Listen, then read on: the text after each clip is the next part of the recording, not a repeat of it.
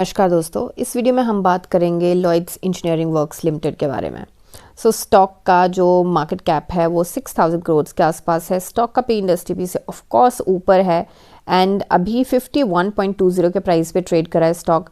50 DMs तो ऊपर है बट 100 एंड 200 डीएमएस से नीचे है। डेथ क्रॉस मिला था इसको एंड तब से स्टॉक नीचे ही है, तो कुछ ज़्यादा अच्छी स्टेज पे नहीं है। रिजल्ट की अगर बात करें तो रिजल्ट इसका आया था एंड काफ़ी अच्छा रिजल्ट इसका रहा था, बट मार्केट में कुछ सेंटिमेंट एंड बहुत सारी चीज़ें तो कुछ उतना अच्छा यहाँ पे असर नहीं दिख पाया। बट होपफुली मार्केट सेंटिमेंट ठीक होंगे तो यहाँ पे रन हमें देखने को मिलेगा।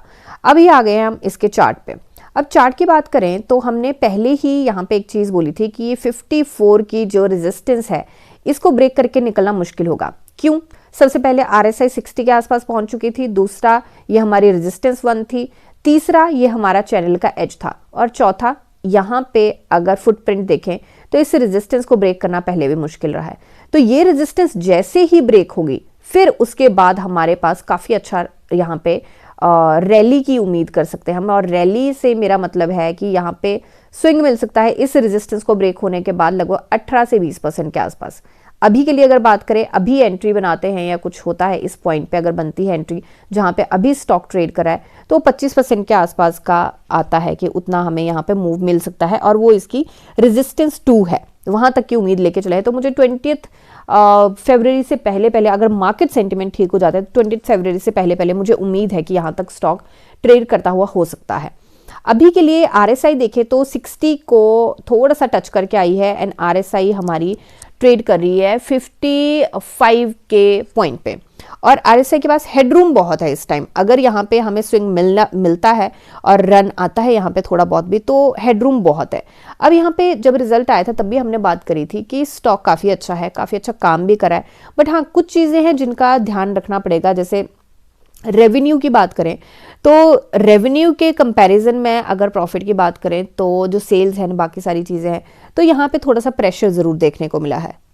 यहाँ पे अगर मार्जिन की बात करें तो ये चीज़ ज़रूर है कि जो 15% का था हमारा OPM लास्ट क्वार्टर में वो अभी 19% हो गया है, तो ये एक चीज़ बहुत अच्छी है। अब यहाँ पे अदर इनकम की बात करें तो इस क्वार्टर में अदर इनकम काफ़ी स्ट्रॉन्ग आई है, उसकी वजह से भी इस रिजल्ट में फ़र्क पड़ा है। अगर अदर इनकम थोड़ी सी डिफरेंट होती तो शायद थोड़ा सा सिनेरियो डिफरेंट होता। BSE पे अगर देखें तो इसका प्राइस बैंड जो है वो 20% का है एंड उसके बाद रिजल्ट के बाद कोई ऐसा सच न्यूज़ नहीं है। डिलीवरी परसेंटेज 46% का है एंड क्योंकि ये NSE पे ज़्यादा ट्रेड करता है तो NSE का इसका डिलीवरी परसेंटेज एक बार चेक करते हैं तो इसका डिलीवरी परसेंटेज कुछ खास नहीं है, 25% के आसपास का डिलीवरी परसेंटेज है, कुछ खास नहीं गया है। और यहाँ पे अगर वॉल्यूम की बात करें तो यहाँ पे हमें 4 फरवरी को काफ़ी अच्छा रन मिला था 10% के आसपास, फिर हमें मिला यहाँ पे लगभग 4% के आसपास, और उसके बाद रिजल्ट आने के बाद तो हमें इसका कुछ खास देखने को नहीं मिला है। 6 फरवरी को हमें देखने को मिला है यहाँ पे थोड़ा सा डाउन मिला है 2.77% का। अब यहाँ पे क्यों? क्योंकि मार्केट सेंटीमेंट भी कुछ साथ नहीं दे पाए। अगर मार्केट सेंटीमेंट साथ दे देते, मार्केट थोड़ी सी ठीक रहती तो भी मुझे लगता है कि यहाँ पे निकल सकता था। Excuse me. इस दिन भी मार्केट कुछ ज़्यादा अच्छी नहीं थी 5 फरवरी को, बट फिर भी इसने कोशिश करी थी हमें लगभग 4% के आसपास के मूव देने की। फ्लक्चुएशन में स्टॉक ऊपर भी गया था, चैनल को टच करके आया। अब यहाँ पे 2 सिनेरियोज हो सकते हैं।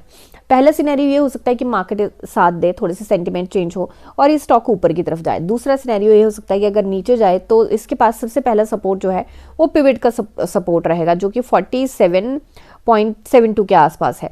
तो मैं ये चीज़ ज़रूर बोलूँ कि अपने स्टॉप लॉस स्ट्रिक्टली फॉलो करें, अपने ट्रेलिंग स्टॉप लॉस जो है उनको लेके चले अगर आपने एंट्री बनाई है। दूसरा, अभी कैंडलस्टिक पैटर्न की अगर बात करें तो यहाँ पे हमें काइंड ऑफ स्पिनिंग टॉप मिला और नेक्स्ट कैंडल जो मिली वो हमें रेड कैंडल मिली है और हमें डाउन मूव देखने को मिला है। तो यहाँ पे ये बेरिश हरामी पैटर्न भी बना रहा है, बट जो मार्केट में अभी सिनेरियो चल रहा है उसको ध्यान में रखते हुए अभी कैंडलस्टिक पैटर्न उतना मायने नहीं रख रहा है जो मुझे लग रहा है। यहाँ पे चीज़ें कुछ डिफरेंट है और ज़्यादा सिनेरियो जो क्लियर हो रहा है वो लाइव मार्केट में चीज़ों को देख के हो रहा है, तो उस चीज़ पे ध्यान रखें। अब यहाँ पे अगर स्टॉक रन देता है, वैसे तो मैं कोशिश करूँगी क्योंकि मुझे कमेंट्स आया आप लोगों के काफ़ी कि लॉयड्स पे रेगुलर वीडियोस बनाइए एंड ऑल दैट, क्योंकि इस चैनल पे लॉयड्स की वीडियो काफ़ी चलती थी पहले भी, तो यहाँ पे मैं कोशिश करूँगी रेगुलर वीडियो बनाने की। दूसरा, यहाँ तक कि मैं ये एक्सप्लेन कर दूँ कि मैं 64 के टारगेट क्यों लेके चली हूँ, क्योंकि पहले भी स्टॉक यहाँ पे फंसता हुआ दिखाई देता, 64 से लेके 71 के आस 74 तक, 64 से 74 तक 10 रुपए का ये स्ट्रेच है। यहाँ पे पहले भी स्टॉक फंसता हुआ नजर आया और फिर से स्टॉक फंस सकता है और इस रेजिस्टेंस को ब्रेक करना भी आसान नहीं होगा। तो मुझे लगता है कि अगर यहाँ तक आप पहुंचते हैं तो इसके बाद स्ट्रिक्ट ट्रेलिंग स्टॉप लॉस या फिर यहाँ पे पार्शली प्रॉफिट बुकिंग बनती है। तो ये मेरी एनालिसिस है, कोई बाय सेल होल्ड की रिकमेंडेशन है। मिलते हैं नेक्स्ट वीडियो में, तब तक के लिए शुक्रिया एंड हैप्पी इन्वेस्टिंग।